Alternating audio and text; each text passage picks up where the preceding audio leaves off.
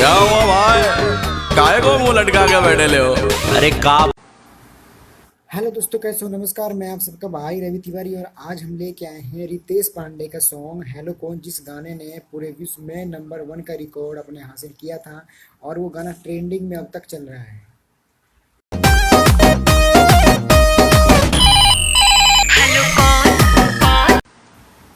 दोस्तों, ये गाना 2019 में रिधि म्यूजिक चैनल से आया था और इस गाने ने इंस्टाग्राम हर ऐप पे बवाल करके रख दिया। लोग मजबूर हो गए इस गाने पे वीडियो बनाने के लिए। ये गाना इतना प्रचलित हुआ, ऐसा लग रहा था जैसे कि हम बोल रहे कौन, हम बोल रहे कौन, अरे हम बोल रहे कौन।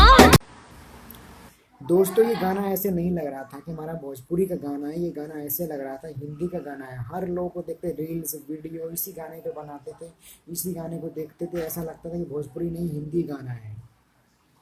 नहीं जानती, नहीं जानती, नहीं जानती, नहीं जानती, अरे बाबा नहीं जानती। और दोस्तों, इस गाने को रितेश पांडे ने गाया है और इस गाने के एक्टर भी रितेश पांडे है और इस गाने के एक्ट्रेस स्नेहा उपाध्याय है और इस गाने को लिखा भी है और म्यूजिक भी दिया है आशीष वर्मा ने। इस गाने को रिधि म्यूजिक चैनल से रिलीज किया गया है। इसके मैंने किया टेलीफोन।